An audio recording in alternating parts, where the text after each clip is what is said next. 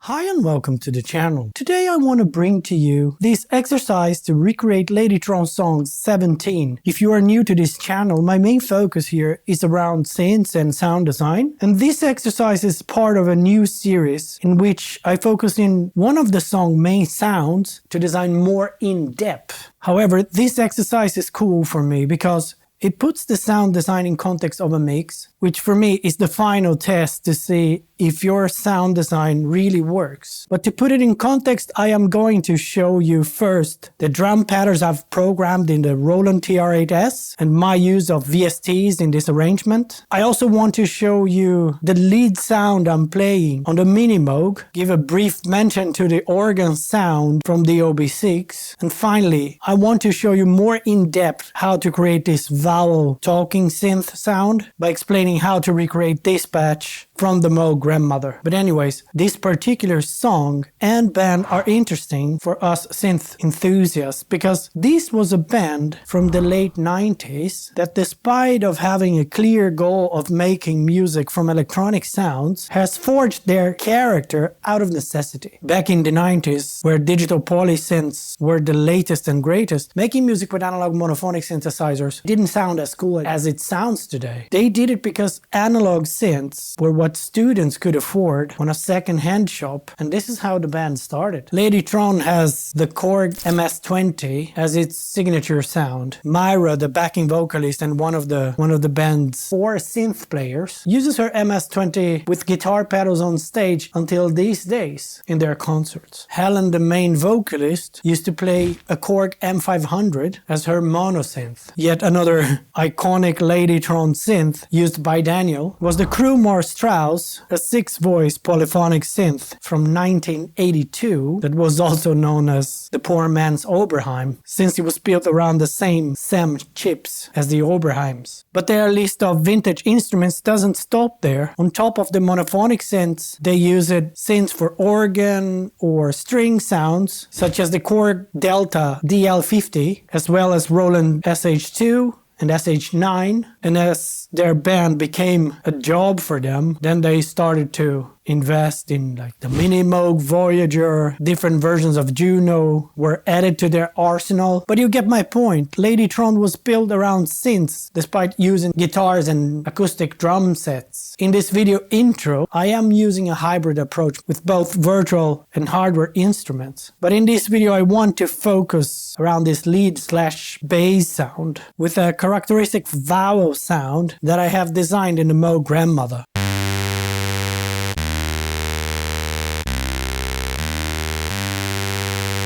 So let's jump onto it.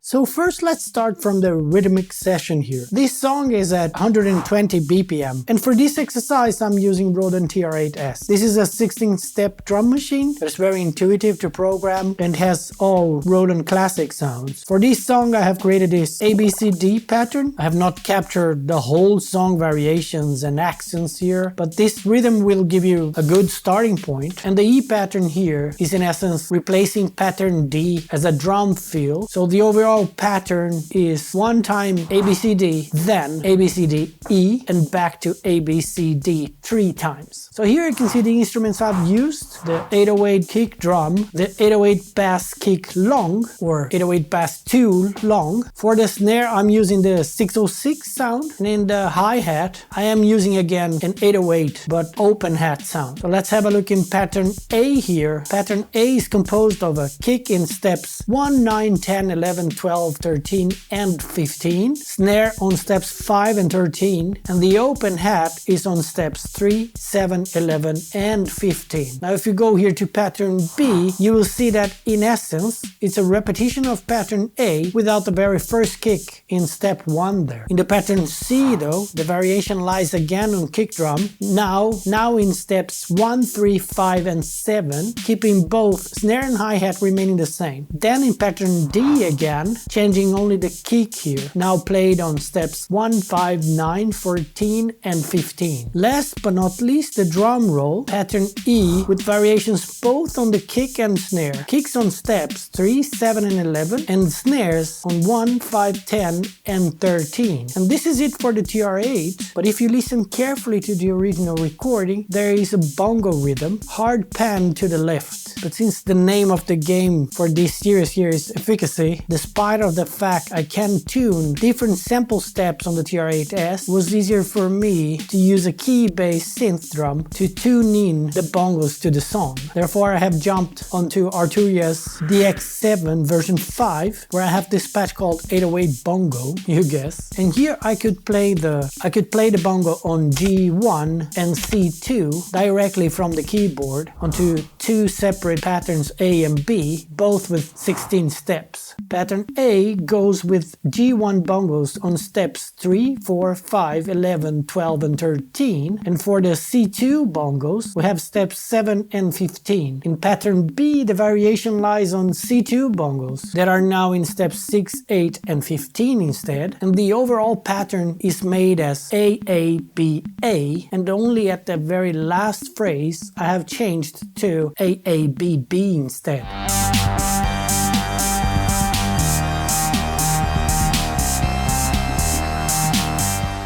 Talking now about virtual instruments. For this exercise I've also used VSTs, both for harmonies and effects, using Arturia Pigments 4 to recreate and automate the intro's beep sound, as well as Arturia Modular V3 to recreate the bass line. I won't spend much time on the modular plugin despite it being a great sounding emulation, since there I am actually using a preset called Attach. And the pattern for this bass is also very simple, with only long sustain notes starting here from G2, then going down to E2, C2 and back up again. And here you see the mark for my bars. However, I want to spend some minutes around Pigments here. This is still version 4. Arturia has recently released version 5, but I haven't had the time to update it. But anyhow, this is a plugin that I recommend for any sound designer, but especially if you are getting started with synthesis. This instrument is not only reliable and versatile, containing 4 different synthesizer engines, but it's a very didactic platform to learn and design sounds. The fact that you can cross-modulate by, for instance, dragging a modulation source like an LFO or an envelope to almost any knob on screen. Moreover, that you see graphically the modulation range, and you even see the modulation animation in real time. This makes this synth not only easy to use, but easy to learn and to understand. In this demo I've used this virtual instrument to create this beep sound.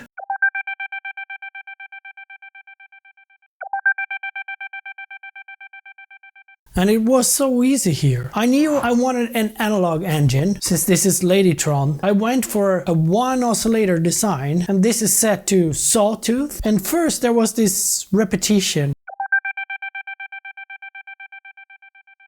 So I knew I could use a square wave LFO to do that, like pulses. Routing the modulation to a single oscillator volume up here, and you can see here the representation of the modulation oscillating the volume as my LFO goes. And in the volume knob here, you can see the range that the modulation is affecting the volume up there. Then there was the overall volume decay,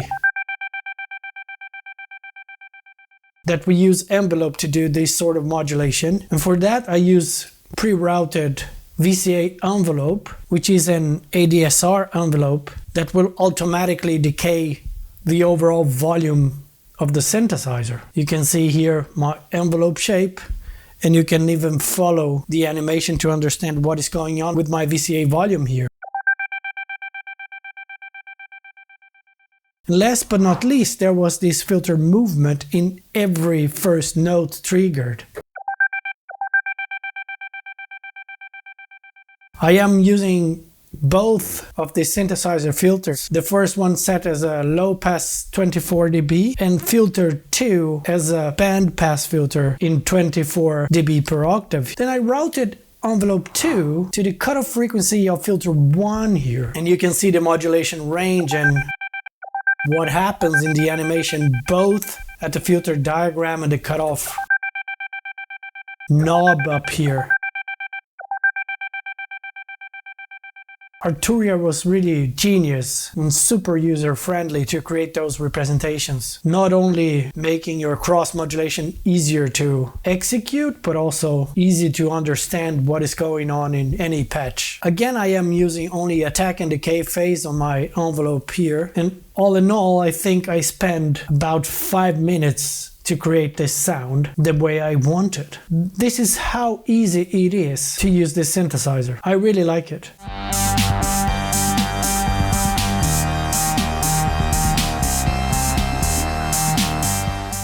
But okay, now going back to hardware synths. I've used the OB6 for the organ sounds, but I won't be spending too much time talking about it because I'm basically using a factory preset, number 615, which has been my to-go organ sound when I need a fat analog sound for it. And for the lead sound, my synth of choice was the Minimoog, so I created this simple 2 oscillator patch where the main oscillator is set as a sawtooth tuned into 16 feet and oscillator 2 is set on sharktooth tuned into 32 feet instead, but with a much lower volume in the mixer. I have a slide filter modulation here using the filter envelope and a fast decay and sustain to modulate the VCA, and I keep my Minimoog with velocity patched to the VCA and the aftertouch to the filter cutoff frequency. If you have been following the channel, you know that I've been struggling a little bit with my Minimoog aftertouch, despite the keypad feeling of a good quality. The velocity and aftertouch sensitivity don't quite match the way I play the keys. I always thought that even if I interact with the potentiometer back there, I was never achieving the real velocity curve that I like to play with. But what was fun in this exercise was that the frequencies on the Minimoog were actually being masked. So this forced me to play much harder than I used to, and only then I actually started to have a good feel from the keyboard velocity. So for my surprise, if I actually smashed the keys, they were behaving more like I would expect, both in terms of the velocity and the velocity curve to control the VCA. And last but not least, I have the Neon Egg Planetarium 3 also as my Minimoog bass companion, always on for reverb, stereo spread and compression.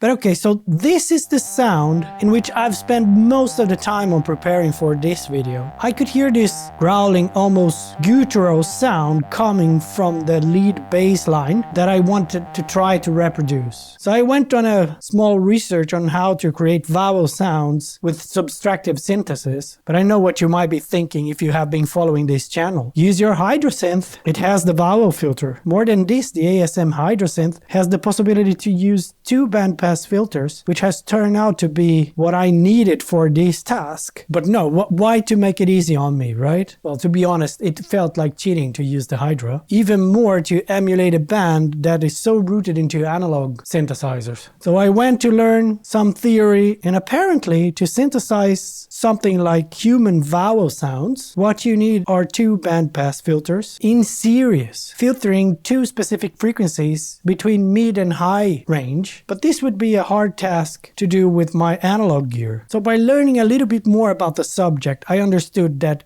if you modulate your low-pass filter cutoff frequency in audible rates, you could sweet spot your way into a human vowel sound. So I actually first tried this with a Roland SE02 that allows me to modulate the filter cutoff frequency from one of its 3 oscillators. And despite the result was actually sounding good, it didn't sound really like a human vowel sound. This was when I decided to give it a try on the Moog grandmother. But just a quick disclaimer, if you want to reproduce this sound onto your grandmother, you will need one of those stackable cables. Otherwise, just follow me, because it's possible to apply these techniques in other platforms as well, as long as you have similar capabilities there. And it ended up that my patch sound like this.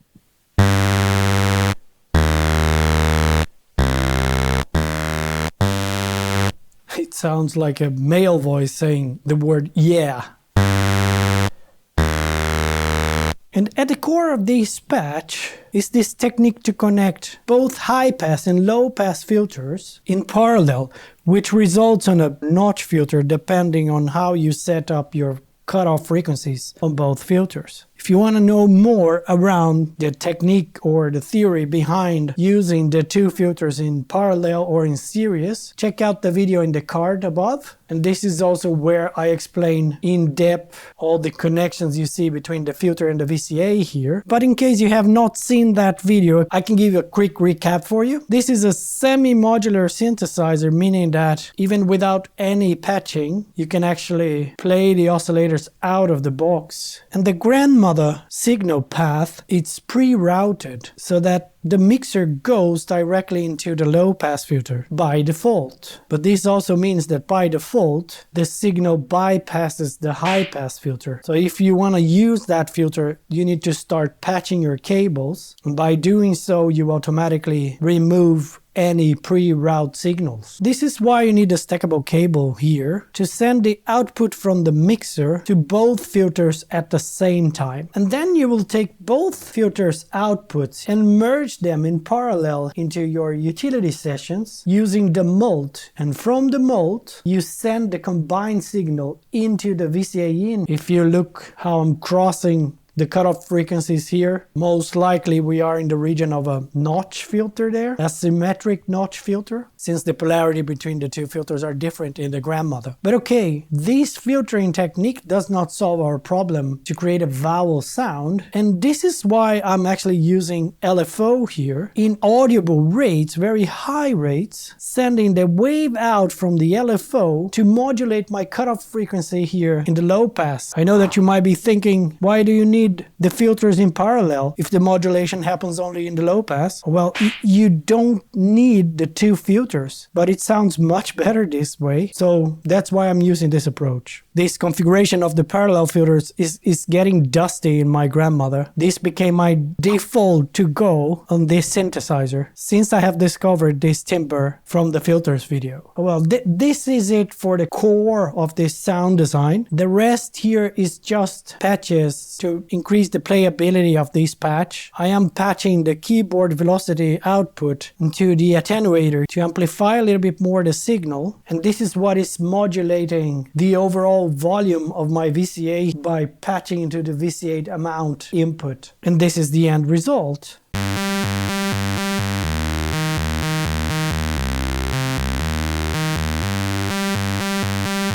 I don't think it's identical to the original recording, but still captures the spirit of that catchy bass line. Well, this is it for this exercise. I want to thank Y for her lead singing performance in this video. Let me know in the comments if you were interested on reproducing this arrangement, or if you have learned any new tricks from this video. I always read your comments and try to calibrate the videos here based on your interest. Thanks for all subscribers, and as always, thanks for watching.